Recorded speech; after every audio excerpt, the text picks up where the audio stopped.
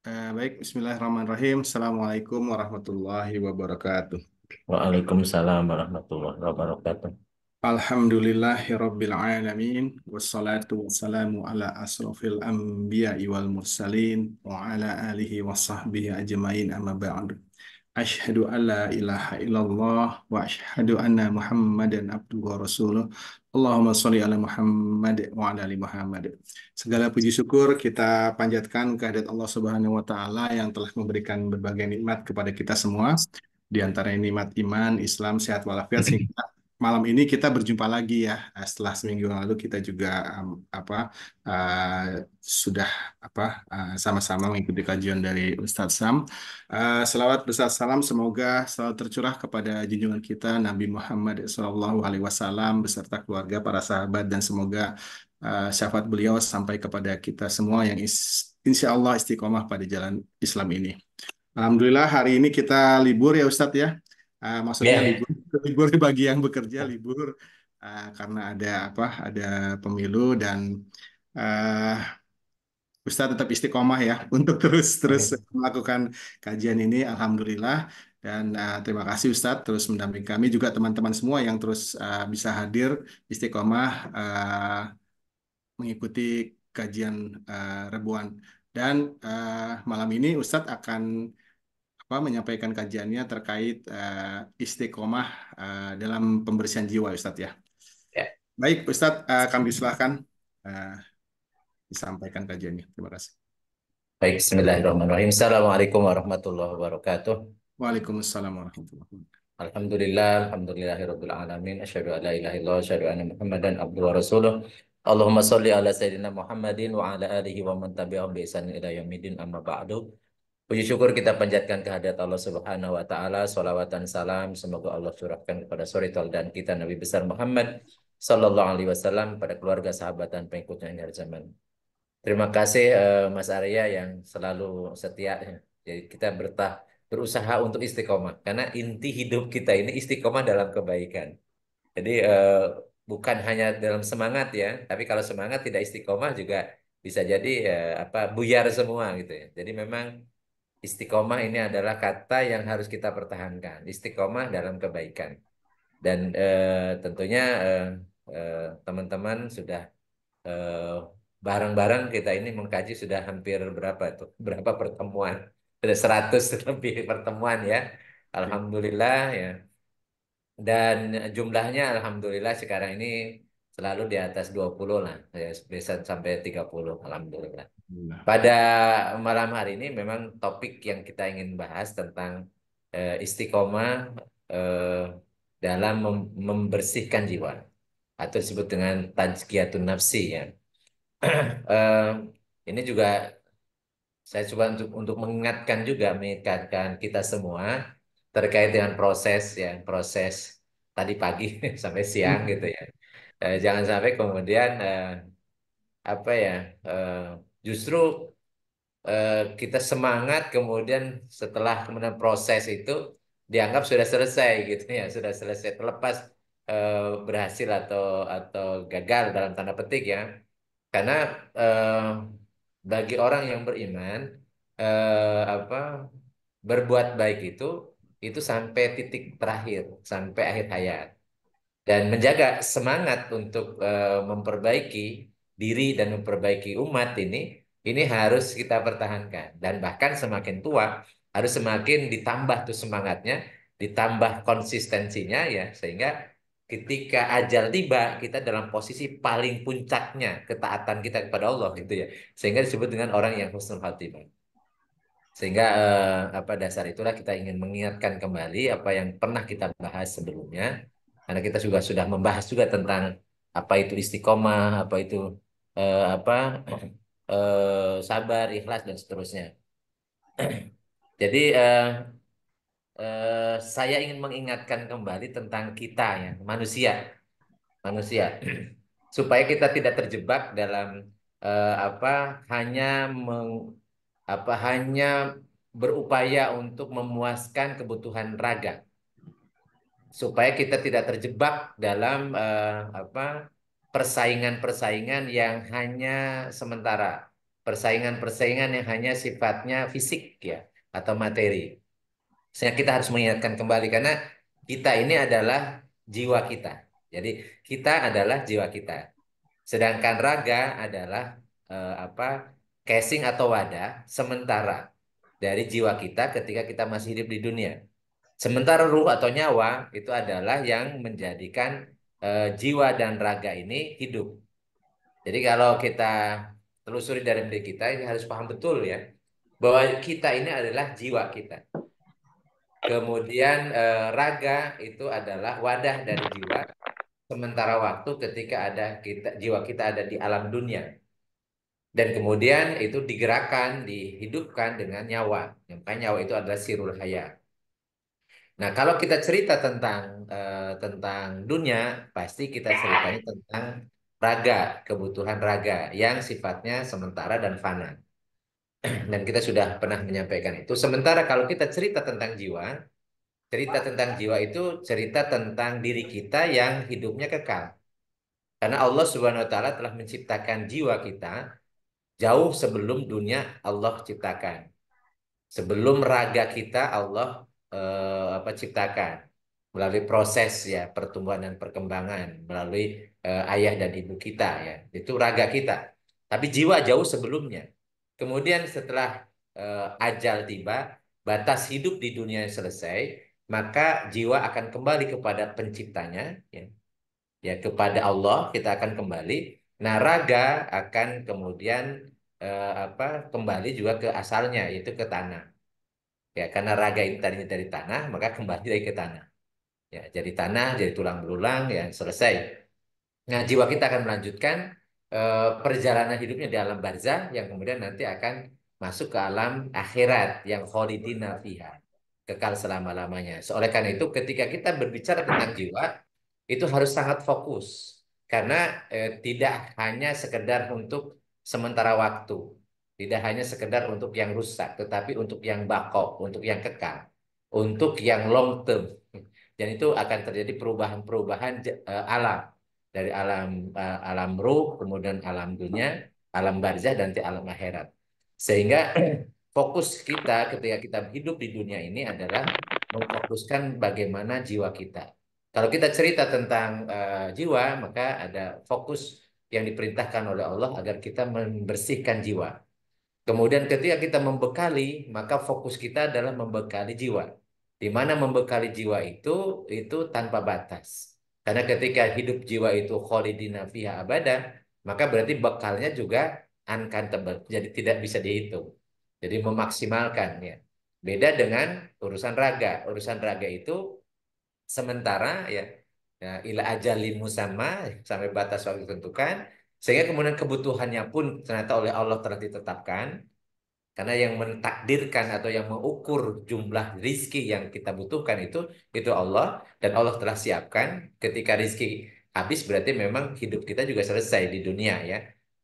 Kemudian ya raga ya sifatnya sementara selesai. Jadi orang-orang yang terobsesi untuk menumpuk-numpuk kebutuhan raga ya untuk dunia maka dia tertipu karena sementara dia melupakan yang harus dibekali yang kekal itu. Ya. Nah, sedangkan nyawa urusannya adalah urusan Allah. Ya, yas'alunaka kanir ruh, qulir ruhu min amri rabbi wa ma utitu minal ilmi illa qalila. Mereka bertanya kepada Muhammad tentang nyawa, katakan nyawa itu urusan Tuhanku, kalian tidak berilmu kecuali hanya sedikit. Jadi urusan nyawa memang ya dibatasi. Nah, Iwan rahimakumullah, Tunggu ya. ini yang kita pahami tentang jiwa menurut Al-Qur'an. Di dalam surat Asy-Syams ayat 7 sampai 10 Allah Subhanahu wa taala berfirman nafsi wa masawa. Jadi jiwa itu bahasa Arabnya nafsu. Ya, Ini kasus nafsu. Erdogan dulu juga kalah di quick Jadi count, jadi tapi wa nafsi ternyata wa masawaha menang dan di real demi count. jiwa Ya, dan punten Ustaz, eh, sebentar. Punten Teh Lia di PDI. mikrofonnya Teh Lia bisa di apa dimatikan. Saya belum jadi host Ustaz, jadi belum bisa matiin. oh gitu. Levelnya belum masuk. Nah, ini Oh level iya, iya. masuk tadi saya WA. Baik. Jadi dalam surat Asy-Syams ayat 7 sampai 10 Allah berfirman wa nafsi wa masawa. Jadi jiwa itu bahasa Arabnya nafsu. Jiwa dan demi jiwa jadi wawunya waw sumpah kosam demi jiwa dan penyempurnaan penciptaan jiwa Fa'alhamaha fujuraha wa taqwaha, maka kami ilhamkan kepada jiwa itu fujuraha wa taqwaha. Jadi ada dua yang Allah sertakan ketika Allah menciptakan jiwa kita, itu disertakan disebutnya fitrahnya. Fitrahnya manusia itu, jiwa manusia itu ada fujur, ada takwa. Jadi dua ini 50-50. Jadi potensinya sama. Fujur itu artinya kefasikan, artinya kemaksiatan, menentang, tidak taat, itu fujur atau fajir ya. Fajir itu tukang maksiat, membangkang, membantah, tidak mau taat, itu fujur. Kemudian watakwa, tetapi juga potensi takwa. Takwa itu artinya taat ya, taat, tunduk, patuh, mengikuti aturan gitu. Jadi ini ada di dalam jiwa manusia. Jadi tidak bisa dihilangkan. Jadi siapapun kita, kalau kita masih manusia, dan manusia masih normal maksud saya, maka potensi fujur dan takwanya tetap ada. Mau panggilannya syekh, mau ajengan, mau ilmuwan, mau bahkan orang awam, orang apa, orang bodoh, orang macam-macam ya, yang dari tingkat yang paling rendah sampai yang paling tinggi titelnya menurut pandangan manusia, potensi fujur takwanya itu tetap ada, sama. Nah, kemudian ditekankan oleh Allah qad aflaha. Aflaha itu artinya beruntung, sukses. Sungguh sukseslah ya, atau sungguh beruntunglah man siapa saja zakkaha. Zakka artinya mensucikan. Haknya kemana? Ke nafsu. Maksudnya zakkan nafsi. Jadi tazkiyatun nafsi maksudnya. Jadi sungguh beruntunglah orang yang atau siapa saja orang yang bisa membersihkan jiwanya, mensucikan jiwanya, tazkiyatun nafsinya. Waqad khoba dan rugi. Khoba artinya rugi, celaka, ya, tidak beruntung, itu sama. Siapa saja mandasaha, siapa saja yang mengotori jiwanya. Mengotori jiwanya berarti kalau dia ngikutin fujur. Sedangkan yang membersihkan jiwanya berarti dia mengikuti takwa. Jadi mengoptimalkan potensi mana. Kalau dia mensucikan jiwanya berarti potensi takwa itu yang kemudian dia terus menerus dia pupuk, terus menerus dia pertahankan, terus menerus dia jaga. Tetapi kalau kemudian dia justru fujurnya yang diikuti, ya apa pembangkangan, ya kemaksiatan, tidak mau patuh, tidak mau ngikutin apa yang telah Allah tunjukkan, telah Allah perintahkan, maka berarti dia telah mengikuti, telah mengotori jiwanya. Jadi mengotori jiwa itu dengan kemaksiatan-kemaksiatan. Maka karena di ahli tasawuf menyatakan bahwa setiap maksiat itu menjadi nokta hitam dalam hatinya. Jadi ketika itu tidak dibersihkan dengan taubat, maka kemudian hatinya akan mengeras, hatinya akan menghitam dan sulit untuk mendapat cahaya hidayah dari Allah Subhanahu wa taala. Oleh karena itu, kalau kita memahami ayat ini bahwa ada potensi siapapun di antara kita itu punya potensi fujur dan takwa. Dan fujur itu ternyata sama dengan hawa nafsu. Jadi nafsu itu jiwa, nah hawa itulah yang disebut potensi fujur. Atau ada yang menyamakan hawa nafsu itu dengan setan. Jadi setan. Jadi dalam diri kita itu ada potensi untuk membangkang, potensi untuk maksiat atau yang disebut dengan hawa nafsu. Nah, dan hawa nafsu itu cenderung memang untuk karena membangkang, maka disebut juga dengan setan, ya, setan. Dan setan itu makanya sifat-sifat buruk yang ada pada setiap makhluk yang namanya jin dan manusia. Ketika kemudian sifat buruk itu diikuti atau dipertahankan, tidak dibersihkan, ya tidak istighfar, tidak mohon ampun pada Allah, maka ya dia menjadi mengikuti langkah-langkah setan. Oleh karena Allah berfirman, ya ayyuhalladzina amanu udkhulu fi silmi kafa wa la tattabi'u khutuwati syaiton. Innahu lakum aduwwun mubin. Ya, jangan kalian wahai orang yang beriman masuklah ke dalam Islam secara keseluruhan dan jangan ikuti langkah-langkah setan karena setan itu musuh yang nyata bagi kalian. Nah, sementara takwa itu ada pada diri kita dan memang ini harus lebih usahanya. Ya, lebih usahanya kenapa? Karena untuk bisa takwa kita berhadapan dengan setan dalam diri kita namanya hawa nafsu dan juga ada setan dari kalangan eksternal, baik dari kalangan manusia lain ataupun dari kalangan jin. Ya. Yang ini sehingga kemudian eh, kenapa untuk taat, untuk takwa itu berat? Karena di dalam diri kita ada hawa nafsu, kemudian dari eksternal itu ada setan dari kalangan jin dan manusia yang yuwaswisu fi sudurinas minal jinnati wan nas. Sehingga eh, apa hambatannya, tantangannya itu sangat berat. Nah, kemudian Allah Subhanahu wa taala meminta kepada kita untuk larangan mengikuti hawa nafsu atau larangan mengikuti fujur tadi. Jadi Allah Subhanahu wa taala berfirman wala tattabi'ul hawa fayudillaka an sabilillah. Jadi dalam surat Shad ayat 26 Allah melarang kita, janganlah kalian mengikuti hawa nafsu karena akan menyesatkan engkau dari jalan Allah. Jadi definisi al-hawa itu menurut Imam Ibnu Qayyim Az-Zaujiyah, beliau mengatakan al-hawa mailut tobai ilama yulaimuhu. Jadi hawa nafsu itu adalah kecondongan jiwa kepada sesuatu yang selaras dengan keinginannya. Maka dalam sebuah hadis Rasul mengatakan hujibatun nar bisyahawat atau hujibatul jannah bil makari. Jadi surga itu neraka itu dilikupi atau dipagari itu atau dihiasi dengan hal-hal yang disukai oleh syahwat. Syahwat di sini maksudnya hawa nafsu. Jadi neraka itu apa-apa yang membuat kecondongan hawa nafsu, kecenderungan hawa nafsu untuk melakukannya. Jadi ngeklop dengan hawa nafsu gitu ya. Sejalan dengan hawa nafsu. Dan kemudian nanti dibantu oleh kalangan jin dan manusia dari eksternal. Yuwaswisu fisurina. Nah sementara surga kata Rasulullah itu dilikupi, dipagerin oleh yang tidak disukai. Yang tidak disukai oleh hawa nafsu. Makanya wajar di dalam Al-Quran disebutkan bal aktsaruhum. Jadi mayoritas manusia itu kafirun, la yu'minun, la yaqilun. Jadi mayoritasnya kebanyakan manusia itu justru kufur, justru fasik, justru maksiat, justru mengikuti hawa nafsu. Jadi orang-orang yang istiqomah mengikuti ketaatannya ya sampai akhir hayatnya itu qalilan, sedikit ya, qalilum minal awalin wa qalilum minal akhirin. Jadi sedikit dari generasi dari sebelum kita dan nanti generasi kita juga sedikit. Jadi minoritas gitu. Karena rupanya nanti yang mayoritas itu penduduk neraka. Yang penduduk surga itu jadi minoritas. Walaupun bisa jadi agamanya bisa jadi mayoritas ketika di dunia. Tetapi tidak cukup hanya dengan menyatakan aku beragama Islam gitu ya. Udah otomatis masuk surga. Karena dikelirkan oleh Allah juga. Hasiban nasu ayutroku ayakulu amana wahum la yuftanun. Apakah manusia dibiarkan mengatakan kami telah beriman, sementara mereka belum diuji. Jadi diuji ini ya bagaimana menguji hawa nafsunya ini.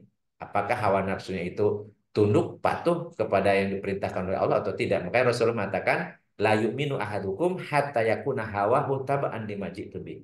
Jadi tidaklah beriman salah seorang dari kalian sampai hawa nafsunya tunduk ya patuh ya atau sampai hawa nafsunya itu mau patuh tunduk kepada apa yang aku bawa yaitu Al-Qur'an dan As-Sunnah. Jadi perjuangan kita itu adalah menundukkan hawa nafsu mengikuti apa yang dibawa oleh Rasul Al-Qur'an dan As-Sunnah. Nah, kembali lagi menundukkan hawa nafsu tidak sesederhana yang kita ucapkan. Kenapa? Karena dalam diri kita itu hawa nafsu ada dalam diri kita dan kemudian ada pihak dari luar yang akan mendorong mengkondisikan sehingga hawa nafsu itu kemudian eh, apa eh, memenuhi keinginannya atau memenuhi kecenderungannya. Nah, ikhwanul rahimakumullah, mengikuti hawa nafsu itu akan membinasakan. Jadi apa dalam Al-Qur'an ya surat Al-Jasiyah misalnya 23 Allah menyatakan afara'aita man ittakhadha ilahahu hawa. Apakah pernah kamu melihat orang yang menjadikan hawa nafsu sebagai Tuhannya? Jadi kalau orang mempertuhan hawa nafsu, ya tadi makanya orang mempertuhan hawa nafsu pasti dia akan menghalalkan segala cara. Karena hawa nafsu itu memang cenderungnya untuk eh, tidak terikat dengan hukum, terikat dengan halal haram, tidak terikat dengan bahwa ini wajib, ini haram, enggak. Jadi dia apa yang dia sukai. Itulah karakter hawa nafsu. Ya. Wa adallahullahu ala ilmin. Dan kemudian Allah akan membiarkan orang-orang seperti ini membiarkan sesat berdasarkan ilmunya. Ya. Wa khatama ala sam'ihi wa qalbihi. Dan kemudian Allah malah nanti akan mengunci mati pendengarannya dan hatinya. Dan kemudian wa ala basorihi, dan juga penglihatan. Jadi kalau basor itu ada mata hatinya, ya Allah tutup. Gisyawatun, bahkan kemudian dikunci. Famah yahdihi min ba'dillahi afala tadzakarun. Maka siapakah yang akan memberikan petunjuk sesudah Allah membiarkan dia sesat? Mengapa kamu tidak mengambil pelajaran? Jadi orang-orang yang mengikuti hawa nafsunya itu Allah akan dibiarkan. Jadi makanya mungkin kita juga kaget, kok orang ini, kok orang nggak taat ya, tapi kayaknya ah, kok sukses. Padahal sukses yang dimaksud orang itu adalah sukses dunia yang itu akan menuju kepada kebinasaan.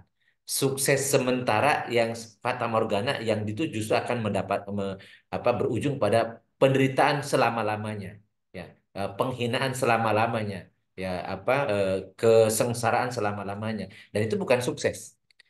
Karena definisi sukses bagi orang yang beriman adalah justru dunia, alam barzah, dan akhirat. Itulah suksesnya versi orang beriman. Ya, makanya disebutkan dalam Al-Quran juga qad aflah. Sungguh beruntunglah, sungguh sukseslah. Makanya eh, pakai sungguh itu, pakai qad itu menunjukkan takkid. Sungguh beruntunglah siapa? Orang yang eh, zakkaha, yang mensucikan jiwanya. Ya. Dan bagaimana cara mensucikan jiwa itu nanti kita bahas kemudian. Atau Rasulullah SAW juga menyatakan salah satu muhlikat. Ada 3 perkara yang membinasakan. Membinasakan bisa jadi mungkin di dunia nggak kelihatan, ya, bisa jadi. Tapi bisa jadi di dunia memang kelihatan dia binasa gitu dengan hal itu, atau binasanya nanti di alam barzah atau di akhirat. Ya, 3 itu apa saja? Yang pertama sahun mutaun. Jadi sifat bakhil, sifat rakus yang diikuti, yang ditaati. Jadi orang-orang bakhil, ketika kemudian dia ikuti bakhil itu, eh, orang ini tidak mau apa berinfak untuk akhirat, karena dia itu yakini bahwa hidup ini di dunia saja. Jadi ya dia kemudian kalau ataupun misalnya bersaing untuk memperoleh dunia, dia biasa mencaci, memaki, kemudian mengumpat dan seterusnya. Sehingga ada surat khusus untuk menjelaskan orang seperti itu. Wailul likulli humazatil lumazah. Namanya surat Al-Humazah. Wailul likulli humazatil lumazah. Jadi kecelakaan lah bagi orang yang tukang mengumpat, kalau sekarang mungkin ngebully, nyinyir dan seterusnya lah, yang orang-orang seperti itu. Kenapa? Karena orang ini, ya, siapa humajah lumajah itu adalah di jamaah amalan wa addada. Itu orang-orang yang kerjanya adalah ngumpulin harta, ya, wa addada, dan ngitung-ngitung. Kenapa dia kemudian dia disebut humajah lumajah? Karena orang-orang seperti ini karena orientasinya mengumpul-ngumpul harta, ya, jamaah amalan, mengumpul harta wa addada, dan ngitung-ngitung, takut rugi, takut hilang. Jadi tidak akan pernah puas gitu. Maka kemudian dia ketika bersaing untuk memperolehnya, dia menghalalkan segala cara, mengecaci maki dan permusuhan dan seterusnya. Itu mereka lakukan. Jadi humazah lumajah menjadi kebiasaan dia. Kenapa kok dia termotivasi untuk mengumpulin harta dan menghitung-hitung terus? Karena ya sabu annamalahu akhlada. Dia mengira bahwa dengan harta itu dia hidupnya akan kekal. Maka oleh Allah disebutkan kalla. Jadi kalau Allah sebutkan kalla, sama sekali tidak benar. Dan faktanya menunjukkan orang yang orientasinya dunia ternyata di akhir hayatnya juga sama. Ya, ketika dia memulai hidup di dunia dia tidak bawa apa-apa, dan ketika kemudian akhir hayatnya, apa yang dia kumpulkan selama ini ternyata tidak dibawa mati. Yang dibawa mati hanya hanya kain putih saja. Ya, walaupun dia punya ratusan ribu hektar tanah, yang dia tempati hanya 1 kali 2 meter saja. Hanya itu saja. Jadi setelah itu selesai. Ya, harta yang dia kumpulkan yang dianggap itu akan kekal, akan membuat dia hidup kekal, ternyata tidak ada faktanya. Sehingga orang-orang seperti itu disebut dengan orang yang rugi. Jadi orang yang saun matun wa hawa muttabaun, dan hawa nafsu yang diikuti. Itu orang-orang yang sifat-sifat yang akan membinasakan dia. Wa ijabul mar'i binafsihi, dan orang yang ujub, membanggakan diri sendiri. Jadi akan bangganya, akan atau angkuh, menyombongkan diri, ya, dan seterusnya. Karena ujub itu biasanya akan ditindaklanjuti dengan ria, kemudian dengan takabur. Ujub, ria, takabur. Jadi kalau ujub, bangga akan dirinya, kemudian nanti akan ria, akan pamer, kemudian dia akan sombong. apa, merasa dirinya besar dan meremehkan orang lain. Jadi tiga hal ini akan membinasakan. Salah satunya adalah ketika mengikuti hawa nafsu. Nah, bagaimana hawa nafsu dengan setan? Jadi eh, tokohnya setan dari kalangan jin namanya iblis. Dia telah bersumpah ya, qala rabbi bima agwaitani la uzayyina lahum fil ardi wa la ughwiyannahum ajmain. Iblis berkata, Tuhanku, oleh karena engkau telah memutuskan bahwa aku sesat, aku pasti akan jadikan kejahatan terasa indah bagi mereka yang di muka bumi. Maksudnya bagi anak Adam. Dan aku akan menyesatkan mereka semuanya. Tapi kemudian dalam surat Al-Hijr ayat 40, illa ibadaka minhumul mukhlasin. Kecuali hamba-hambamu yang terpilih di antara mereka. Jadi mukhlas itu adalah orang yang ikhlas terus-menerus. Jadi orang yang ikhlas dan ikhlasnya tidak hanya sekali dua kali, tetapi menjaga keikhlasannya. Atau orang yang istiqomah ikhlas hidupnya. Nah, jadi istiqomah ikhlas hidupnya disebut mukhlas. Dan itu tidak mampu digoda oleh setan dari kalangan jin. Eh, dan artinya orang-orang yang mukhlas itu adalah orang yang selalu mensucikan jiwanya. Orang yang istiqomah membersihkan jiwanya. Dia tahu bahwa jebakan-jebakan ini akan mengotori jiwanya. Maka kemudian dia selalu ketika dia terjebak dengan dalam apa jebakan dunia itu, maka kemudian dia istighfar, dia mohon ampun, dia bertobat dan kemudian memperbaiki dirinya semakin hari semakin baik sehingga begitu menghadap Allah dalam keadaan yang bersih jiwanya. Dan janji iblis itu terwujud, ya. Terwujud dalam setiap generasi mesti apa orang-orang yang mengikuti hawa nafsu jauh lebih banyak daripada orang yang mengikuti ketakwaannya. Dan kemudian Allah menyampaikan dalam surat Shad ayat 85, lamla'anna jahannama minka wa mimman tabi'aka minhum ajmain. Kemudian Allah menyatakan, sungguh aku akan memenuhi neraka jahanam dengan kamu wahai iblis dan dengan orang-orang yang mengikutimu di antara mereka semuanya. Ini mengikuti apa? Mengikuti hawa nafsu, mengikuti langkah-langkah syaitan, mengikuti ajakan yang ajakan apa golongan setan dari golongan jin dan manusia.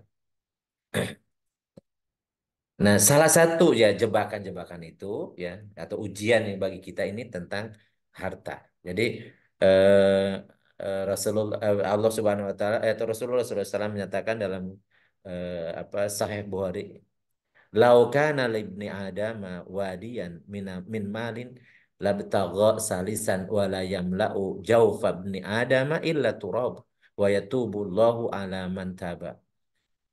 Jadi kaitannya kalau kita terobsesi untuk mengumpulkan harta, kata Rasulullah, sekiranya anak Adam itu memiliki dua lembah harta, atau dalam hadis yang disebut dua lembah emas gitu, atau dua gunung emas gitu ya. Niscaya dia tidak akan, dia masih tetap masih menginginkan lembah yang ketiga. Jadi kalau sudah dapat dua bukit emas juga masih pengen yang ketiga dan tidak akan pernah puas. Sekali-kali tidak akan penuh mulut anak Adam itu kecuali kalau sudah dengan tanah. Jadi makanya surat At-Takasur itu terkait dengan ini. Jadi orang-orang ini orang-orang At-Takasur, Al-Hakumut Takasur ya ya telah mencelakakan mereka berbangga-bangga, berbanyak-banyakan harta ya dan berbanyak-banyakan followernya, banyak pengikutnya, banyak pemilihnya dan seterusnya gitu ya. Itu At-Takasur hatta zurtumul maqabir sampai mereka sampai ke kuburan. Baru setelah ke kuburan mereka sadar. Yang ini disebut kalau dia sudah tertutup mulutnya dengan tanah, maksudnya sudah masuk kuburan. Maka kalau sebelum sampai ke sana, sampai menjadi kubur, bertobatlah. Karena Allah akan menerima tobat bagi siapa yang bertobat. Kalau dia masih hidup. Dan dalam hadis yang lain, Rasulullah SAW mengatakan, "Wallahi lal faqra al ahsya alaikum, walakin ahsya alaikum an yubsatu alaikum dunya kama yubsitu ala man kana qablakum fatanafasu maha kama tanafasuha wa tuhlikukum kama ahlakatum." Demi Allah, bukanlah kefakiran yang aku khawatirkan atas kalian, kata Rasulullah. Jadi kalau karena miskin macam-macam, Rasulullah nggak khawatir. Karena banyak sahabat juga yang miskin gitu. Tetapi yang aku khawatirkan justru kata kalian dihamparkan dunia di hadapan kalian. Jadi terbuka lebar untuk perebutan harta. Kemudian kalian akan saling bersaing, akan memperebutkan berlomba-lomba mendapatkan bagian dari harta itu. Kemudian kalian saling membinasakan, sebagaimana umat terdahulu mereka binasa karena perebutan ya harta, perebutan dunia. Dan oleh karena itu kita harus ingat ya, persaingan memperoleh harta, memperoleh dunia, ya tahta dan sebagainya terkait dengan dunia itu memang sejak zaman Adam alaihissalam. Itu persaingan antara dua anak anak Adam, Habil dan apa, Kabil ya, Kabil dan Habil. Yang itu kemudian berujung dengan pembunuhan. Dan itu pertama kali pertumpahan darah dari anak Adam ya. Dan itu kemudian setiap generasi ada seperti itu sampai sekarang. Jadi tidak aneh kalau kita menghadapi bahwa di situ ada orang-orang yang menuhankan hawa nafsu, menuhankan jabatan, memertuhankan harta dan seterusnya. Itu hal yang memang itulah manusia seperti itu.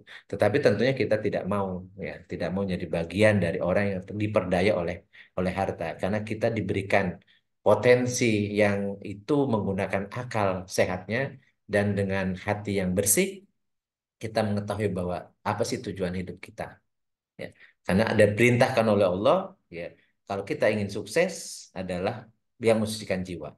Dalam surat Al-A'la juga diulang dari surat Al-Asyam, kemudian dalam surat Al-A'la juga qad aflaha man tazakka. Jadi sungguh beruntunglah orang yang mensucikan ya jiwanya dengan beriman. Kemudian dalam surat An-Nazi'at ya, Allah juga berfirman wa amma man khafa maqama rabbih wa nahan nafsa 'anil hawa fa innal jannata hiyal ma'wa. Adapun orang-orang yang takut kepada Tuhannya dan dia menahan diri dari keinginan hawa nafsunya. Jadi tundukkan hawa nafsunya, maka sesungguhnya surga lah tempat tinggal dia. Kemudian wama ubari'u nafsi. Jadi Nabi Yusuf alaihissalam pernah menyampaikan, aku tidak mampu atau tidaklah diriku bebas dari kesalahan karena potensinya ada gitu ya. Jadi inna nafsa la ammaratan bisu'i illa man rahimah rabbi. Karena sesungguhnya hawa nafsu itu cenderung mendorong kepada melakukan kejahatan kecuali jiwa-jiwa yang diberi rahmat, jiwa-jiwa yang dirahmati oleh Allah Tuhanku kata Nabi Yusuf. Inna rabbi ghafurur rahim, sungguhnya Tuhanku Maha Pengampun lagi Maha Penyayang. Jadi artinya kita berusaha istiqomah tetapi tetap kita minta kepada Allah agar Allah melindungi kita agar Allah membersihkan jiwa kita agar kemudian kita bisa istiqomah. Istiqomah dalam ketakwaan, istiqomah dalam membersihkan jiwa. Ya.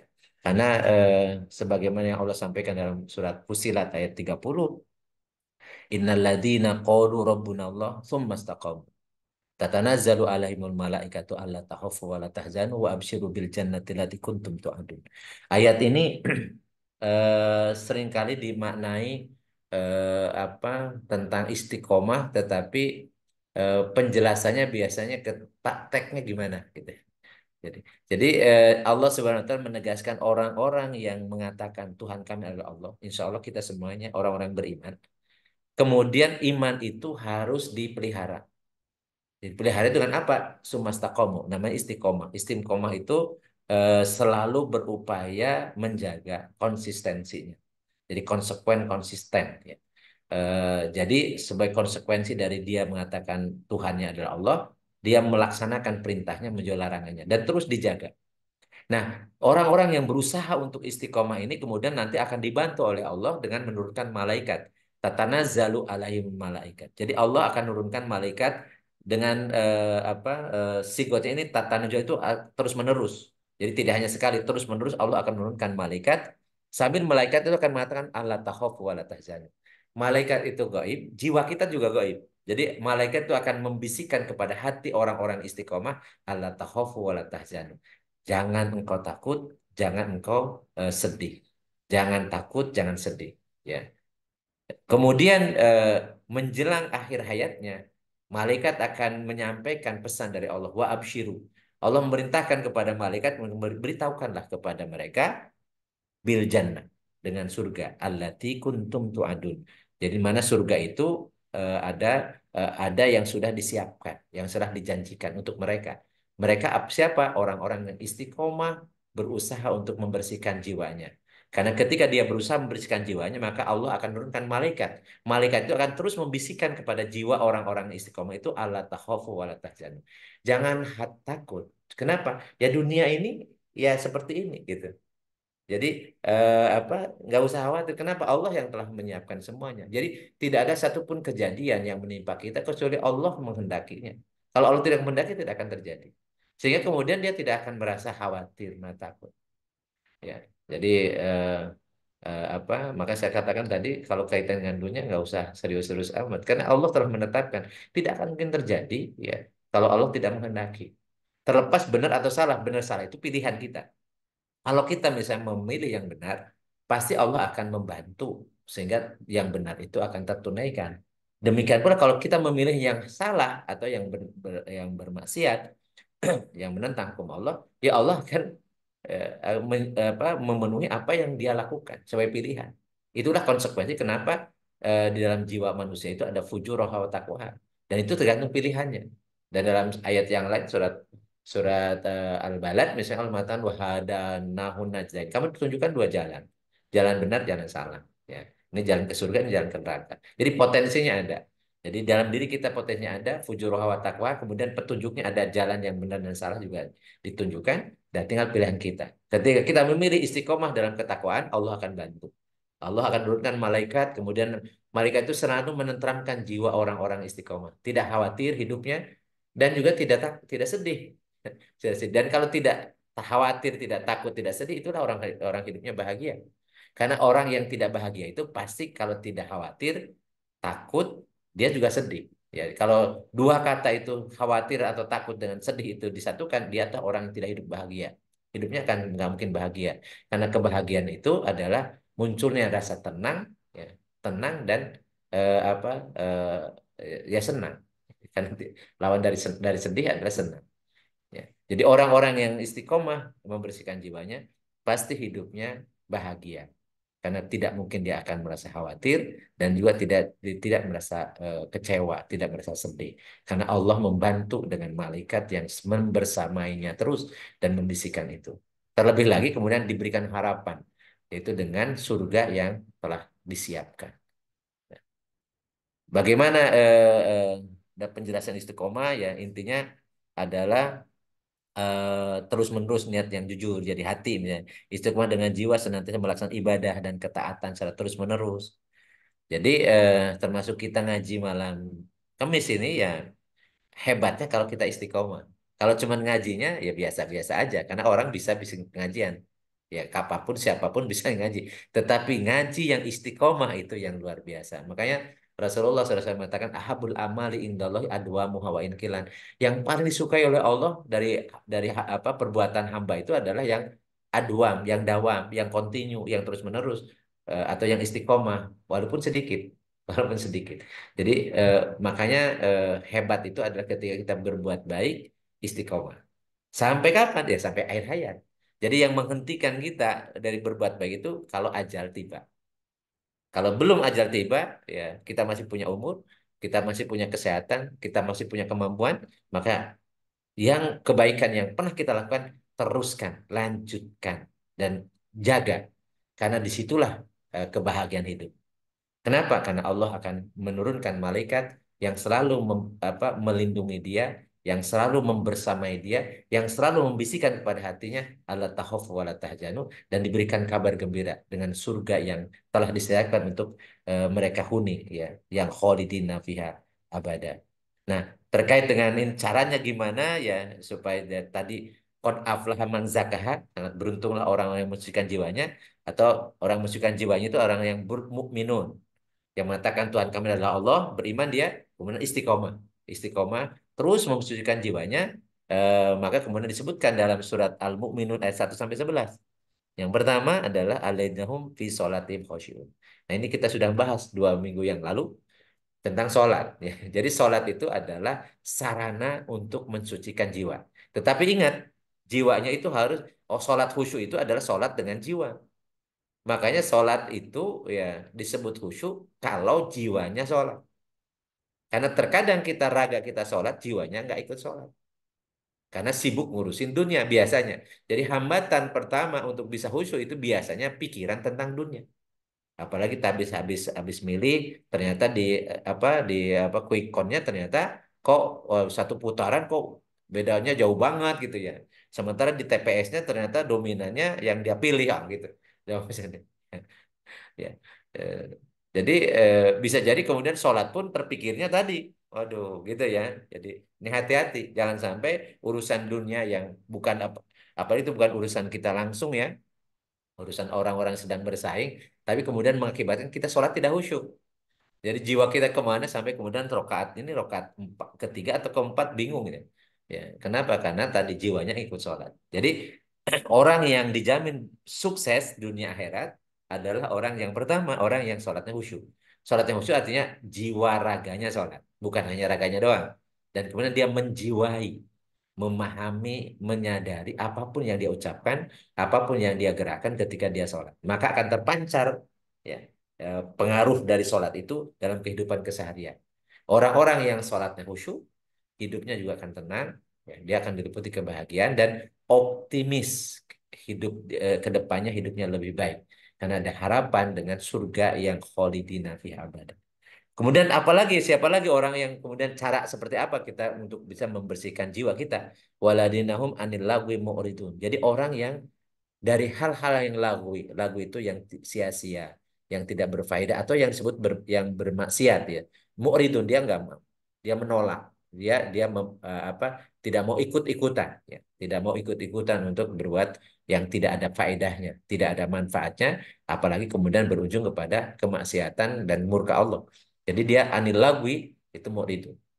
Kemudian yang berikutnya waladinaum lizakati fa'ilun. Jadi orang-orang yang punya harta sampai nisab ya kemudian satu haul maka kemudian dia mengeluarkan zakat. Karena zakat itu disebut zakat itu artinya zakat untuk mensucikan.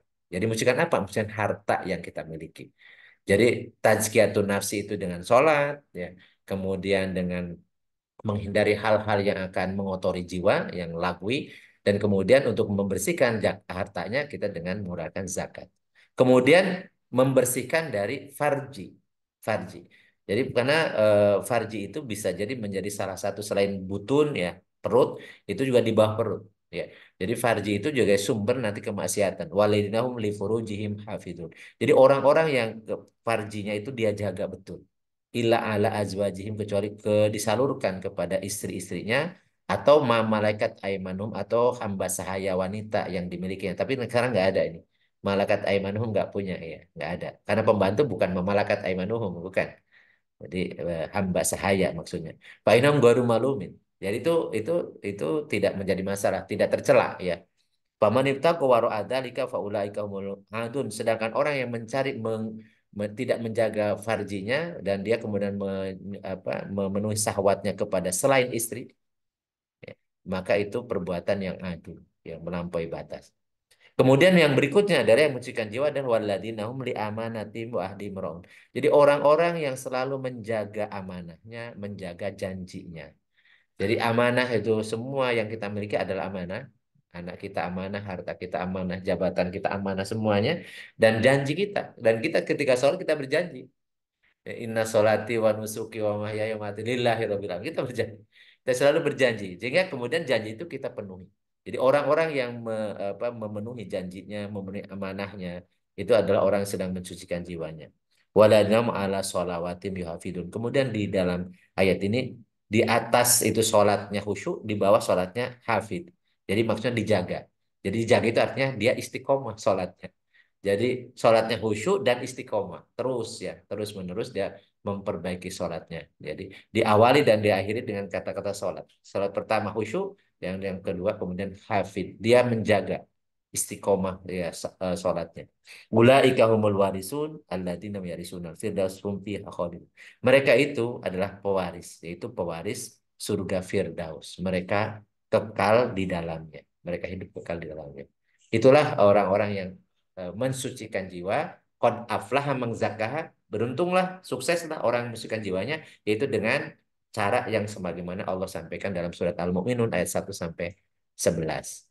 Walau bisawab, mudah-mudahan kita bisa istiqomah itu ya, eh, urusan-urusan yang dunia itu kecil, karena urusan yang besar bagi kita itu urusan akhirat.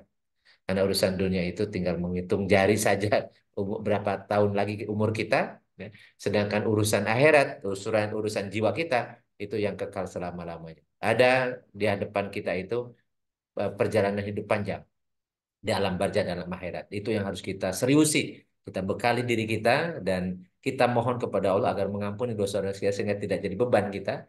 Dan kita berusaha membekali jiwa kita dengan semaksimal mungkin, sebanyak-banyaknya dengan kebaikan. Dan itu harus dilakukan dengan ikhlas. Karena kalau tidak ikhlas, maka kita akan dapat jebakan dari setan. Karena setan itu sudah bersumpah, ya, sudah bersumpah akan menggoda. Maka hati-hatilah, waspadalah dengan godaan setan, jebakan setan. Ya, dengan cara apa? Kita berusaha untuk ikhlas lillahi ta'ala. Karena orang-orang yang ikhlas itulah orang yang tidak akan mempan dengan godaan setan atau godaan hawa nafsu dan kanca-kancanya. Demikian saya kembalikan ke Mas Arya. Assalamualaikum warahmatullahi wabarakatuh. Waalaikumsalam warahmatullahi wabarakatuh. Terima kasih Ustadz atas penyampaian materinya terkait istiqomah dalam pensucian jiwa. Semoga kita semua termasuk umat yang istiqomah dalam ketaatan kepada Allah ya Ustadz ya. Dan Ya, juga terkait dengan pensucian jiwa tadi mengingatkan Ustadz sampaikan terkait Al-Mu'minun 1 sampai 11. Semoga kita termasuk orang-orang yang menjalankan sholat yang khusyuk dan dijaga ya Ustadz ya, selalu ya. uh, apa menolak hak maksiat dan hal yang sia-sia, juga kalau punya harta memberikan zakatnya yang dimana hartanya sudah sampai nisab, kemudian menjaga kemaluan, menjaga amanah dan janji. Eh, baik, berikutnya kami persilahkan teman-teman yang ada yang ingin ditanyakan atau didiskusikan, dipersilahkan. Atau ditambahkan ya. Ditambahkan. Ditambahkan. Oh. Iya. Tadi udah Daniel kayaknya sempat tuh di WA terkait ahli hikmah ya Ustaz ya, tentang ahli. Ah, iya. Coba disampaikan ya Iya. disampaikan di forum ini. Tapi kamera off ya. Boleh, nggak apa-apa. Silahkan. Assalamualaikum warahmatullahi wabarakatuh. Waalaikumsalam Waalaikumsalam warahmatullahi warahmatullahi Iya. Jadi banyak hal terjadi, baik kita pemilu, baik kita di pekerjaan ya, baik di rumah tangga. Memang saya juga banyak dapat juga input dari istri ya, bahwa setiap kejadian itu pasti selain ada hikmahnya memang sudah ketentuan dari Allah gitu loh. Allah izinkan terjadi ya. Nah, cuma kan bagaimana nih kita bisa terbiasa menerima itu gitu loh. Ya, saya pribadi malah kalau boleh jujur di pekerjaan saya kadang-kadang kecewa gitu ya dengan pemilik perusahaan, pimpinan gitu ya, yang menurut kita kok zalim gitu ya. Nah, malah malah berharap satu waktu kezalimannya mereka-mereka itu akan dibalas ya, dan akan ada kebaikan yang kita terima gitu loh. Nah, sikap seperti itu apa baik apa tidak ya? Atau memang kalau memang kita sudah berprasangka baik dengan Allah bahwa itu atas kehendak Allah, ya sudah gitu loh ya. Jadi tidak ada lagi harapan atau harapan atau permohonan ke Allah agar orang-orang tertentu itu dibalas gitu loh ya. Dan itu karakter saya begitu ya. Mungkin Ustadz juga sering melihat tulisan saya yang mungkin agak kasar gitu ya, agak keras gitu ya. Karena kadang-kadang susah saya itu lari menerima ya sesuatu itu. Mungkin juga ada sedikit dendam gitu ya. Ya itu bagaimana itu saya anggap ini ada relevansinya ya dengan topik kita malam ini ya. Ya. Bagaimana nih caranya supaya sifat-sifat tidak baik seperti itu ya mengalah, tapi masih ada permohonan kompensasi dari Allah gitu ya. itu tidak terjadi gitu loh ya. Kalau kita mengalah, kita ikhlas ya sudah gitu loh. Ikhlas saja gitu lah. Gitu Ustadz kira-kira Ya, dari saya. Ya dan ya, tadi ya, tadi ada hubungannya dengan alih hikmah gitu. Jadi ya. bagaimana kita bisa terbiasa bahwa di balik ini insya Allah ada sesuatu yang dari yang Allah kehendaki gitu loh. Walaupun kan kita tidak tahu ya. Begitu Ya, Ustadz. Terima kasih. ya. Assalamualaikum warahmatullahi wabarakatuh. Waalaikumsalam warahmatullahi wabarakatuh. Jadi manusia itu karakternya gitu biasanya terburu-buru. Sedangkan hikmah itu biasanya datang kemudian. Jadi setelah kejadian kemudian kita tahu ada hikmahnya itu di kemudian hari. Sementara kita sikap manusia itu umumnya biasanya tergesa-gesa. Jadi langsung kemudian menyimpulkan. Dan menyimpulkan itu biasanya berdasarkan apa yang jadi keinginannya, yang baik menurut dia, berdasarkan keinginannya, kemudian tidak tercapai. Kemudian dia ngambil kesimpulan, oh saya gagal. Oh saya didolimi. Oh saya disakiti. Oh hak saya diambil orang. Oh dan seterusnya gitu. Padahal sebenarnya nggak seperti itu. Nggak seperti itu. Dan ini yang memang proses ya proses. Jadi kalau setiap kejadian itu pasti di balik kejadian itu ada hikmah. Maka dari itu ketika kita merencanakan sesuatu libatkan Allah dulu. Ketika kita merencanakan melakukan sesuatu libatkan Allah dulu sehingga kemudian kita begitu ada kejadian yang tidak sesuai dengan rencana kita, yang tidak sesuai dengan keinginan kita kembalikan. Pasti Allah punya punya alternatif, punya pilihan yang terbaik untukku. Jadi itu yang mengakibatkan kita akan bisa sabar, bisa kemudian nerima, ridho dengan apa yang terjadi pada diri kita. Tetapi kalau kita misalnya masih tadi ego kita, jadi namanya gorijatul bako dalam diri kita, ikuti sesuai keinginan kita.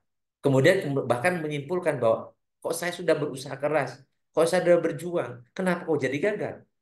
Apakah Allah tidak suka sama aku gitu? Allah tidak adil dan seterusnya. Artinya kemudian dia menyimpulkan sesuatu yang negatif pada Allah. Padahal tidak seperti itu. Nah, dengan berjalannya waktu biasanya dia baru menyadari, oh ternyata andaikan dulu seperti ini, mungkin saya tidak seperti sekarang kan itu dan seterusnya.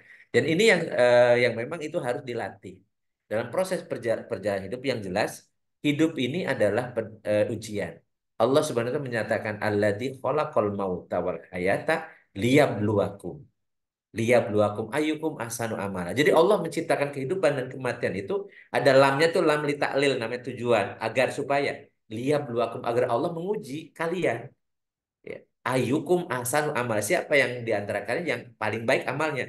Ahsanu itu ternyata ada dua komponennya. Ahsanu itu sawab dan ikhlas. Sawab itu benar, ikhlas itu tujuannya karena Allah. Mukhlis gitu ya tadi. Jadi dua ini siapa di antara kalian yang benar perbuatannya dan ikhlas dilaksanakannya.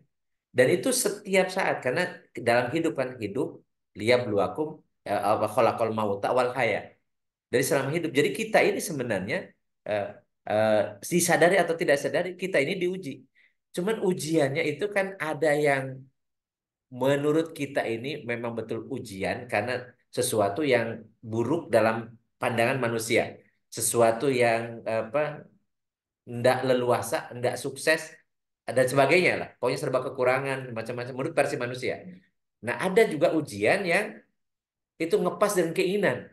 Ya, kepastian. Jadi serba ada dan seterusnya lah, serba leluasa, sukses lah sebenarnya pengertian ini.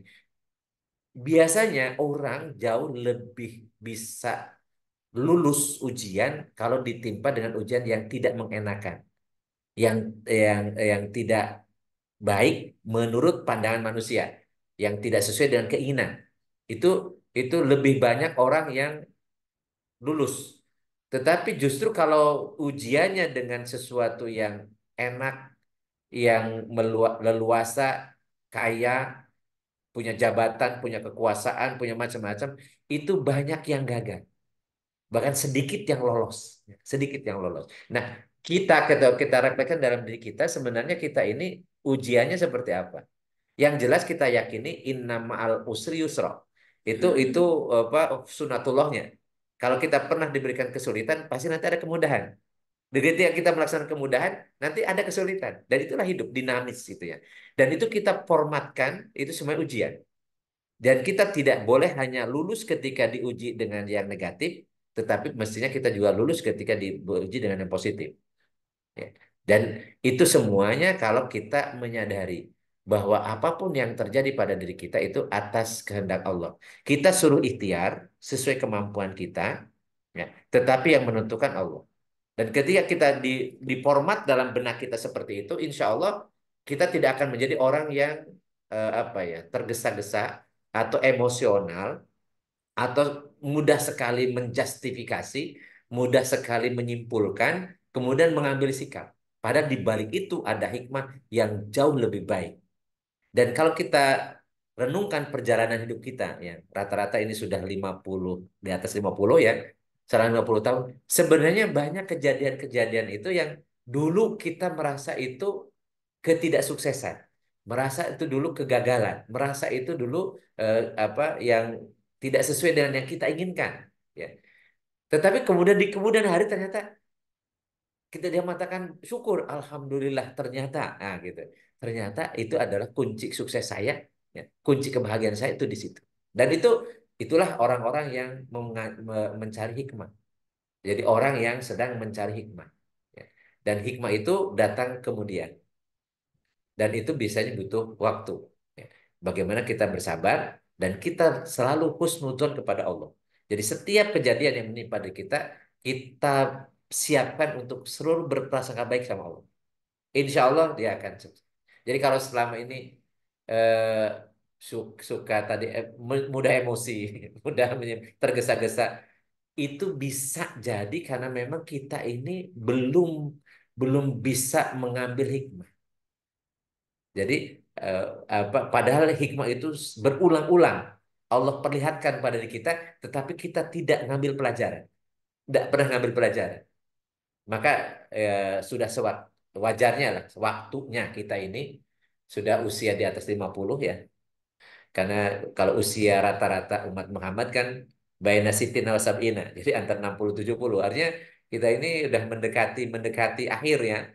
Jadi mestinya sudah tidak lagi kita menjadi orang emosional, tidak lagi menjadi orang yang pendendam dan seterusnya. Ingat ya, yang sering saya ulang-ulang ya, surat Ali Imran ayat 33-34. Selalu diingat-ingat ya. Jadi Allah SWT menyuruh kita wasari'u ila magfiratin mir rabbikum wa jannatin arduhas samawati wal ardu iddat lil muttaqin. Bersegeralah kalian kepada ampunan dari Tuhan kalian dan ke surga yang luasnya seluas langit dan bumi disediakan untuk orang bertakwa. Siapa orang bertakwa yang layak menjadi penduduk surga? Pertama, alladzina yunfikuna fis-sarra'i wad dharra. Orang yang biasa berbagi.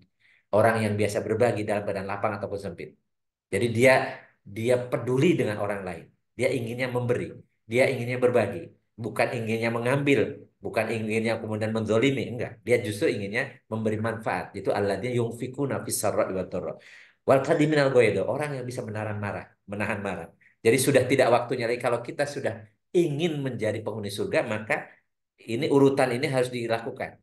Biasa berbagi dalam keadaan lapang ataupun sempit. Kemudian dia bisa tidak mudah marah, bisa mengendalikan emosinya. Wala afina aninas, memaafkan orang. Tidak boleh ada dendam. Karena pendendam itu tidak akan mungkin masuk surga. Oh, pendendam itu tidak akan masuk surga.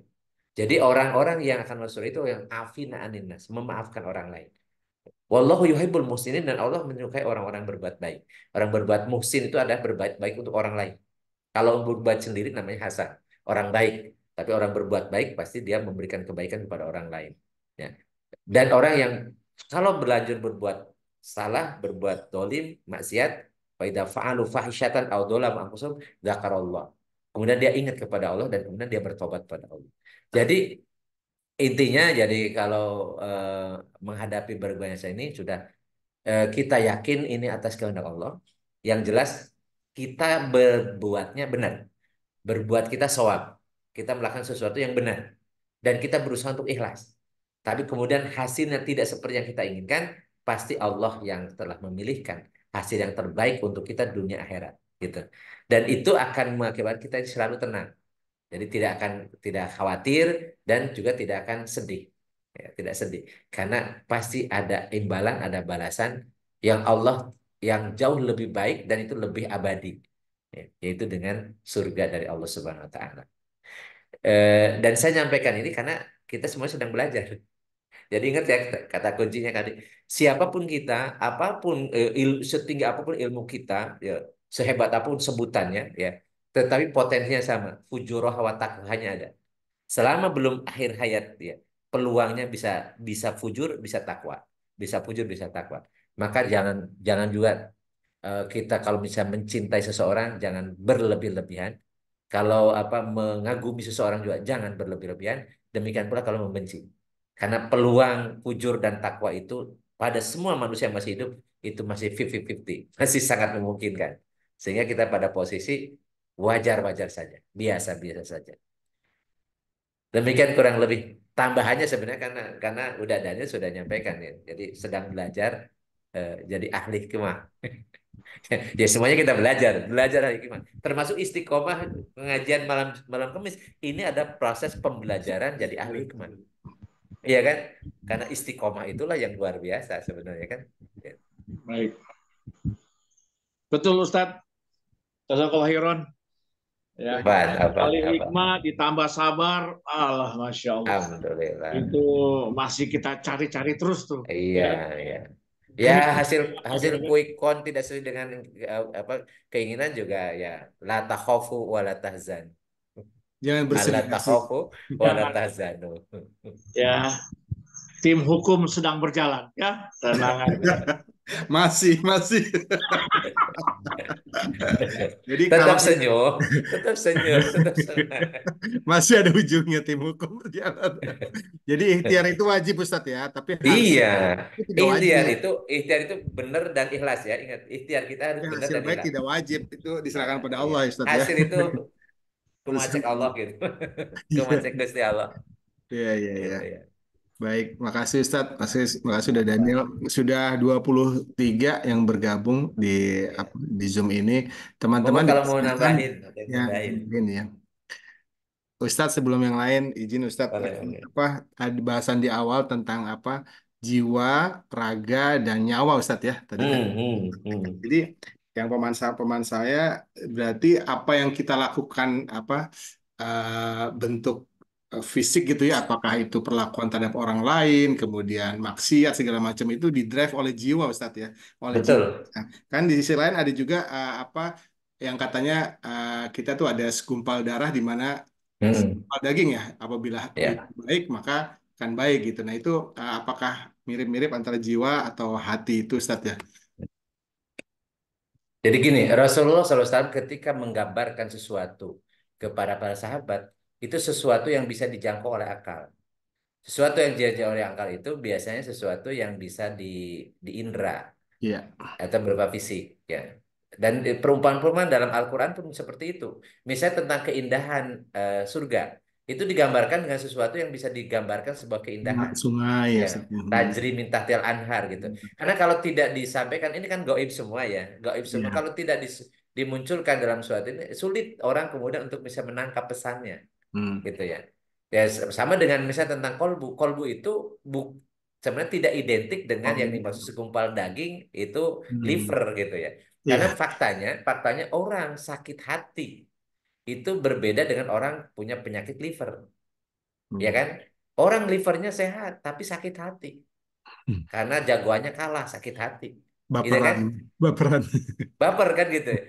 Itu apakah itu maksudnya dia kena penyakit liver? Enggak. Dan kemudian kalau dia konsultasi dengan dokter, kata dokter sehat-sehat aja. Kata internis, hati Anda bagus banget, tapi saya sakit hati saya.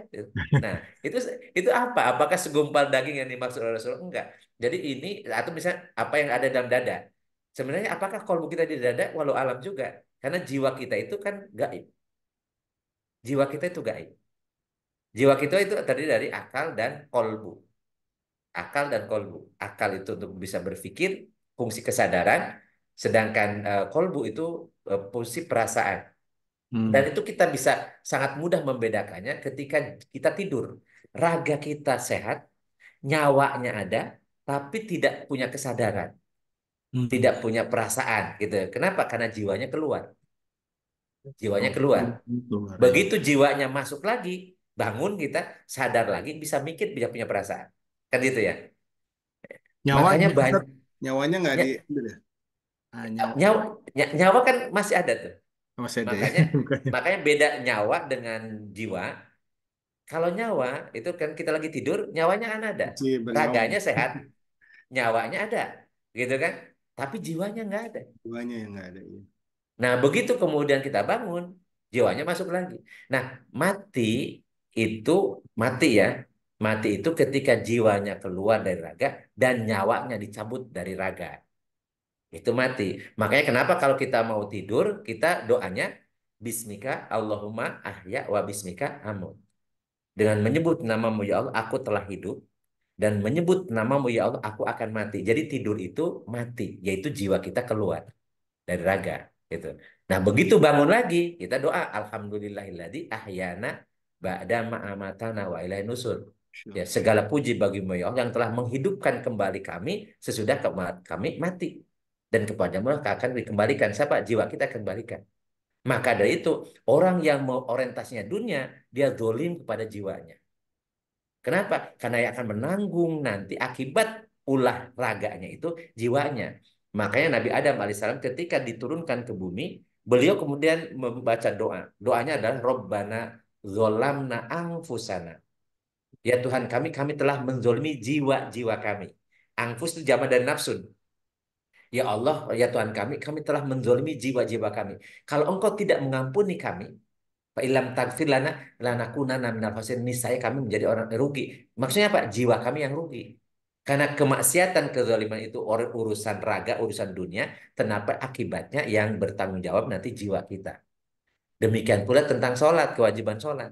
Kalau jiwa kita nggak sholat, pada yang ditanya di yaumil kiamah, yang pertama kali ditanya tentang sholat, sementara raganya sholat, jiwanya enggak. Gimana nanti jawabnya gitu? Dan seterusnya. Oleh karena itu orang yang rugi, orang yang tertipu itu adalah dia terbuai dia terobsesi ngumpul-ngumpulin dunia, padahal dunia itu sudah ditakar, sudah ketentuannya. Umur kita sudah ditentukan, rizki kita sudah ditetapkan. Ya, kalau bukan rezeki kita tidak akan pernah kita nikmati gitu ya. Dan walaupun milik kita, kalau bukan rezeki kita nggak akan kita milik kita. Bisa jadi dimiliki oleh maling, dimanfaatkan oleh apa gitu kan. Gitu. Makanya jangan bangga dulu gitu. Bisa jadi bukan milik kita, tapi rezeki kita. Ternyata kita bisa nikmati. Ya. Ada yang ngirim buah, ternyata saya nggak punya, tapi kemudian ada yang ngirim. Jadi saya rezeki saya. Ya, orang ada yang beliin gitu. Dan seterusnya. Seringkali kita dapat rezeki bukan dari milik kita. Demikian pun yang kita miliki belum tentu rezeki kita, bisa jadi milik orang lain. Oleh karena itu, kalau urusan dunia, sebenarnya kita qanaah saja. Ridho dengan pemberian dari Allah. Udah. Ya gitu ya. Kemudian kita ikhtiar sesuai dengan apa yang ditentukan oleh syara. Benar dan ikhlas. Nah, tapi akhirat itu tergantung kita. Man amila solihan falinafsihi wa man asafa alaiha. Siapa yang berbuat baik, maka untuk dirinya, untuk jiwanya. Ya, man amila solihan falinafsihi, untuk jiwanya. Bukan untuk raganya loh ya. Jadi siapa yang berbuat baik itu untuk jiwanya. Kapan? Di dunia, di alam barzakh, dan di akhirat. Dan sebenarnya kalau kita cerita tentang bahagia, bahagia itu raga atau jiwa? jiwa. Jiwa. Jiwa gitu kan. Nah, pertanyaannya, kalau orang yang membanggakan materi, tanya, apakah benar dia bahagia hidupnya? Belum Belum tentu. tentu. Belum tentu. Apalagi kalau sekarang nih, hasil pemilu nih, yang sudah habis-habisan dia. Mau macam-macam. Ya. Iya kan? Walaupun hartanya bisa triliunan, tapi apakah dia bahagia? Bahkan bisa sangat kecewa, bahkan kemudian bisa putus asa, bisa macam-macam gitu ya.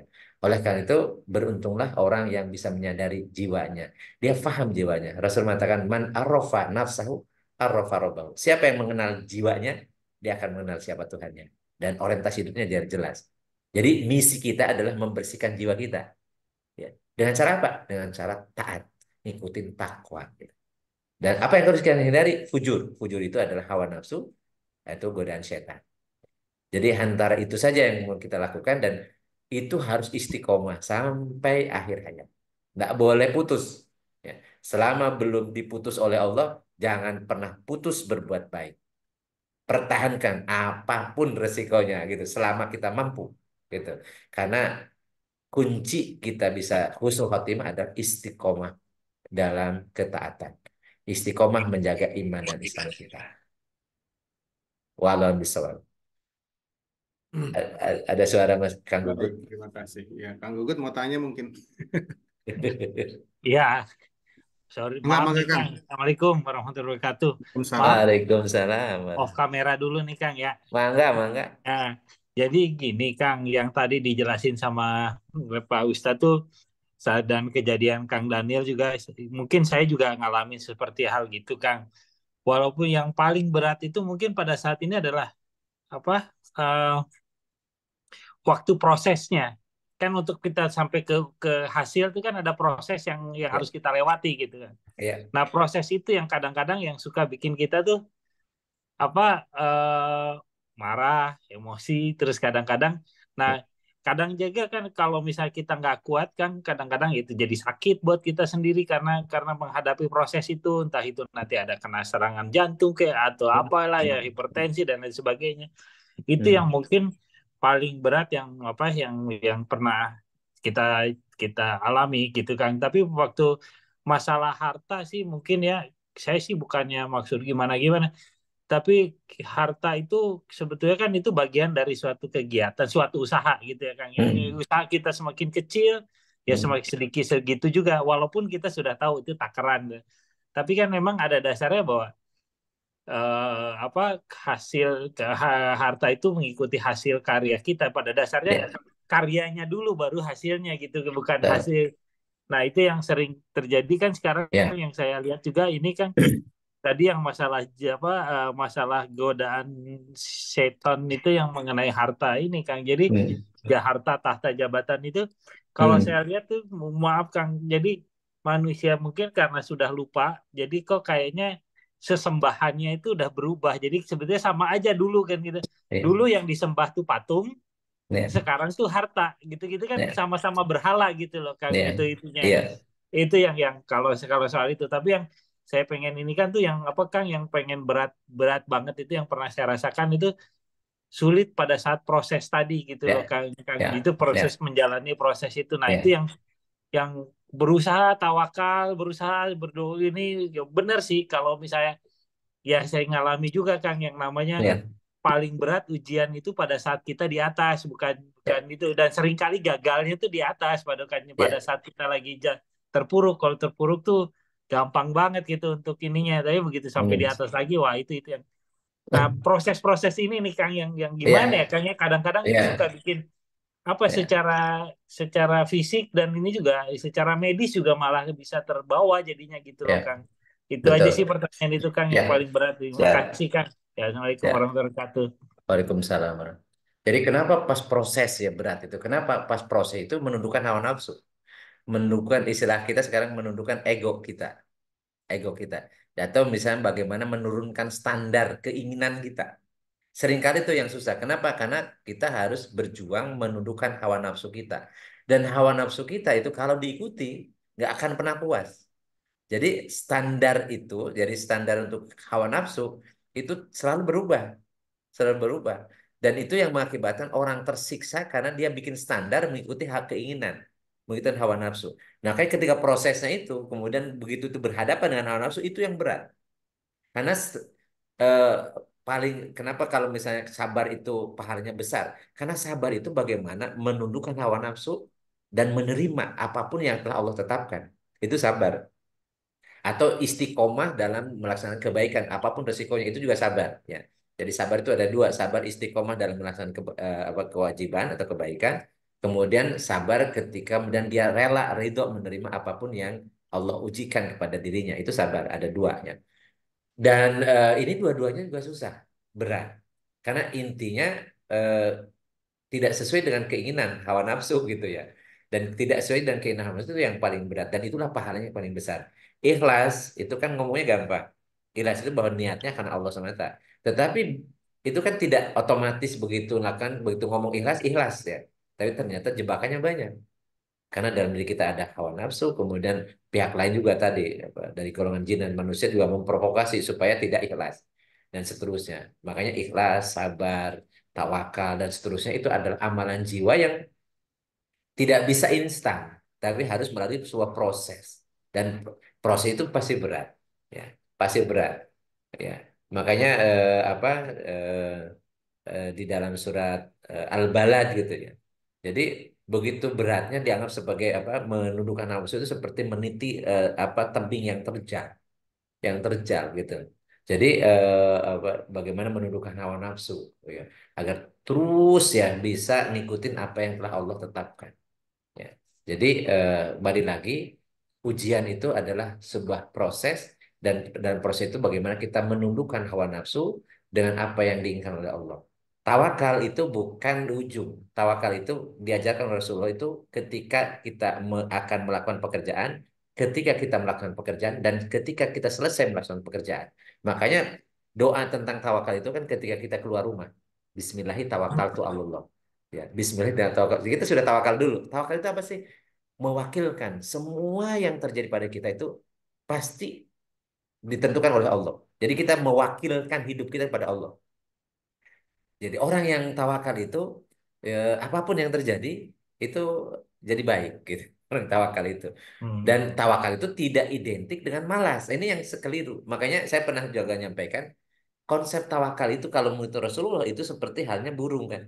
Rasul mengatakan lau anakum tatawakkaluna 'alallahi haqqa tawakkuli la razaqakumul kama yarzuqut tayra tagdu himason wa taruhu bitonan. Kalau sekiranya kalian tuh betul-betul bertawakal kepada Allah dengan tawakal yang sebenar-benarnya, pasti Allah ngasih rizki. Sebagaimana Allah memberikan rizki pada seekor burung. Jadi aktor atau percontohan tawakal itu burung kata Rasul. Burung. Apa yang dilakukan oleh burung? Tagdu himason, berangkat di pagi hari. Dia nggak tahu rezekinya ada di mana. Tapi dia ikhtiar. Nggak ada burung begitu bangun tidur lagi, nggak ada. Tapi kalau manusia biasa kan. Jadi burung itu begitu dia berkicau, begitu pagi, ya kelihatan ada sinar, ya sinar matahari, ya. Dia bangun. Kemudian dia mengepakkan sayapnya, kemudian berkicau. Setelah itu kemudian dia terbang ke sana kemari menjemput rezekinya. Jadi tagdu himason, dan perutnya kosong, dia nggak tahu tuh sumber kerja di mana, tapi dia berusaha. Wataruhu bitonan, pulang di sore hari, dia pulang bisa ke sarangnya, ya kandangnya itu di sore hari. Wataruhu bitonan, pulang di sore hari dengan perutnya yang sudah kenyang, sudah, bahkan kalau dia punya anaknya di sarangnya, dia bawa untuk bekal anaknya. Jadi tawakal itu sebuah proses sebelum, ketika melaksanakan pekerjaan, dan sesudah. Kita menggantungkan, mewakilkan hidup kita kepada Allah. Tidak mungkin ada kejadian kecuali Allah kehendaki. Makanya Rasulullah menyatakan ajaban li amril mukmin. Sangat menakjubkan urusan orang beriman itu. Orang beriman itu menakjubkan semua. Idza asobahum syarra fasyakar. Kalau dia diberikan kemudahan, kelancaran, dia bersyukur. Wa in asobatun dorok fasobaro. Kalau dia diberikan kesulitan, ketidaksuksesan, dia sabar. Bahwa warallahu itu semuanya baik. Jadi orang beriman itu karena tadi tawakal, qanaah, ridho, ya, tawadu, sabar, ikhlas, macam-macam gitu ya. Ya, karena bersih jiwanya. Bersih jiwa itu kan gitu. Orang yang ikhlas, orang yang sabar, orang yang tawadu, orang yang apa qanaah, orang yang macam-macam itu hidupnya nyaman. Dan dia akan memperoleh kebahagiaan sebelum nanti berikan kebahagiaan yang lebih besar lagi. Hidupnya di dunia ada bahagia, di alam barzah bahagia, di akhirat lebih-lebih lagi khalidina fi abadan. Tetapi kalau kita tidak membersihkan jiwa, hidup di dunia itu serba susah, gemerungsung, selalu kecewa, selalu khawatir, takut ini, khawatir ini. Bahkan kejadian yang akan datang belum tentu kita masih hidup pun sudah takut. Nanti gimana ya? Nanti gimana ya? Anak cucu saya gimana? Ya, anak cucu saya nanti gimana sekolahnya, gimana makannya nanti, macam-macam gitu ya. Jadi kejadiannya juga belum tahu, kitanya juga ada atau tidak, tapi sudah pusingnya sekarang. Ya. Kemudian, tapi untuk yang kejadian yang akan kita lalui, malah tidak dipusingkan. Gimana nanti di alam barzah ya? Di mana kalau ditanya sama Munkar Nakir ya? Bisakah aku menjawabnya? Lalu bagaimana nanti hidup jiwaku di dalam apa alam kubur?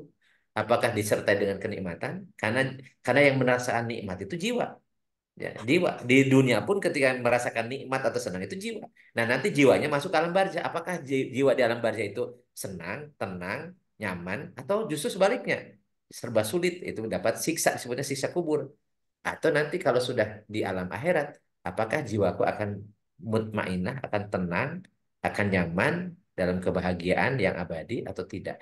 Jadi ketika kita orientasinya jauh ke depan, ya ke depan, insya Allah penderitaan apapun di dunia tidak terasa karena ada harapan yang jauh lebih hebat gitu ya. Jadi jangan sampai berlarut-larut dengan kekecewaan yang sebenarnya memang Allah tidak kehendaki. Ngapain kita merasa kehilangan sesuatu yang memang bukan milik kita? Kenapa kemudian kita merasa kecewa pada sesuatu yang oleh Allah tidak dikasih? Karena memang bukan untuk kita gitu. Gitu. Jadi konsepnya.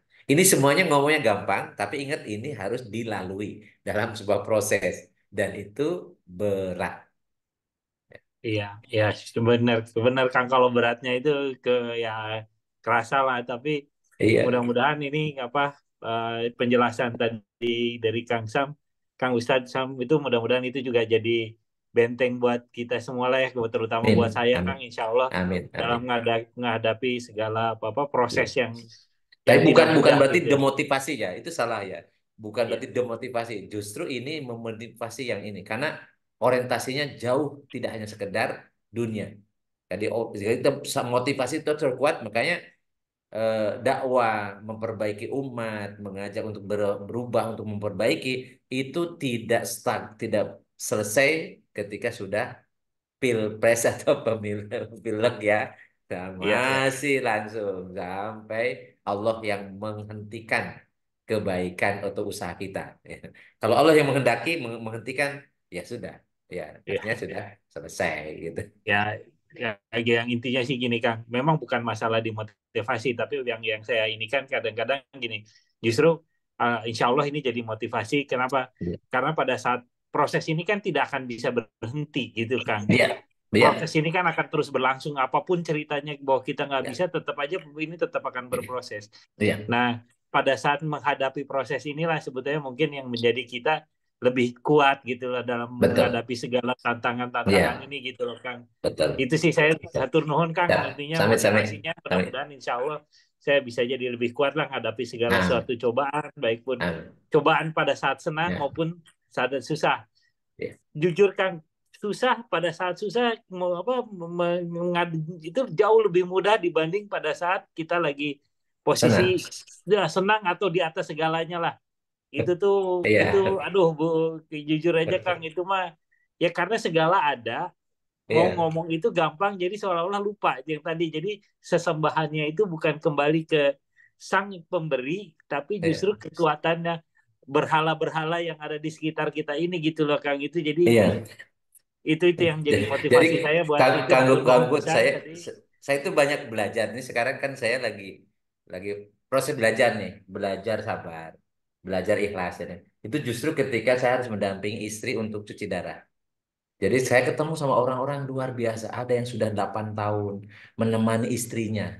Ada yang sudah 5 tahun menemani istrinya. Jadi itu seminggu bisa 2 atau 3 kali. Itu 5 atau 4 atau 5 jam prosesnya saja. Jadi bukan hanya pasiennya yang kemudian dilatih sabar. Ini yang dampinginya. Jadi kemarin saya ada berlima tuh suami-suami yang menunggu istrinya sedang cuci darah. Dan saya bilang, Bapak bisa kayak gitu ya pakai motor. Itu belum lagi nanti kalau ngantri, kalau sudah kontrol tuh ngantrinya luar biasa. Dari jam 6 sampai kemudian jam 6 sore lagi. Itu seharian itu di rumah sakit. Untuk dapat obat gitu, dapat ketemu dengan dokter. Itu luar biasa. Dan mereka lalu itu. Saya bilang, saya baru ini, baru dilatih ini, baru dipraktekkan ini. Loh, ini saya bilang, Bapak bisa sabar. Ya terus dia bilang, terus gimana lagi Pak? Kalau kita tidak ikhlas. Kita kan kalau kita tidak sabar, terus mau ngapain? Kan ini semuanya ini Allah yang menentukan kita, bukan karena keinginan kita, gitu kan? Ini kan usaha. Mudah-mudahan ini sebagai usaha ini dijadikan sebagai ibadah. Jadi saya tuh, ya Allah, selama ini saya sering-sering ngomong gitu. Ya sekarang dilatih oleh orang-orang yang menurut kacamata secara ini dari segi pendidikan, dari segi kehidupan macam-macam itu jauh di bawah. Tapi bisa dia gitu. Nah, kok saya itu kok kalau seandainya saya nyerah gitu ya, macam kok naif banget gitu loh. Jadi saya biasa sih ngajarin. Nah, makanya ya Allah, alhamdulillah saya bilang Allah mempertemukan guru-guru saya, guru kehidupan gitu. Yang mungkin dia tidak pakai dalil, nggak pakai dalil, nggak pakai argumentasi. Itu cuma kata-kata, ya Allah menentukan kami seperti ini, ya kalau tidak ikhlas rugi. Kalau tidak ridho, bagaimana kita ini udah menghabiskan waktu dan seterusnya. Ya, saya bilang ya, ya Masya Allah. Jadi itulah contoh-contoh yang apa yang Allah memberikan sesuatu. Jadi kalau pelajaran itu kan kalau tidak dengan praktek biasanya tidak paham gitu ya. Jadi Ya, ya. jadi teorinya kita sudah belajar teorinya begitu berkali prakteknya bisa nggak ya? Bisa nggak? Dan makanya alhamdulillah saya bilang. Dan itu luar biasa. Jadi ada banyak banyak pasien itu kemudian ada orang yang itu mereka kekeluargaannya luar biasa kan ketemu terus kan seminggu 2 kali ketemu itu saling membantu saling menolong saling ini kemudian ya kayak keluarga gitu dan saling menyemangati saling udah nggak usah pusing nggak usah ini ya ikhlaskan saja dia kadang-kadang "Loh, kok aku diingatkan untuk ikhlas kadang-kadang muncul gitu kan loh, mestinya aku loh yang supaya mereka sabar. Ternyata mereka justru lebih dulu sabar, lebih dulu ikhlas daripada saya gitu kan. Artinya refleksi ya Allah. Jadi Allah memberikan pelajaran-pelajaran yang itu tadi hikmah, Ya. ilmu-ilmu hikmah. Termasuk misalnya saya, alhamdulillah, saya kemudian sekarang di BRIN. Kalau secara fisik kan Hmm. nggak ada kerjaan macam-macam. Tapi ternyata Allah menghendaki saya di BRIN supaya saya bisa mendampingi istri. Hmm. Bisa kerja WFA kan gitu ya tetap capaian-capaian Ya. bisa dijalankan oh maksudnya ini loh gitu maksudnya ini loh Allah kemudian awal-awalnya kecewa gitu kan nah Hmm. karena manusia gitu kan kok kayak gini tadinya banyak kesibukan kok sekarang nggak ada kerjaan Mas. Oh ternyata memang dipersiapkan supaya saya bayangin kalau saya masih tetap di Sukabumi pagi-pagi harus berangkat gitu ya pulang sore hari nah siapa yang nungguin Hmm. istri siapa yang jadi balik lagi ya Allah nih Allah rupanya punya Ya, punya baik. tujuan punya dan seterusnya jadi itulah hikmah Ya, hikmah alhamdulillah. Nuhun.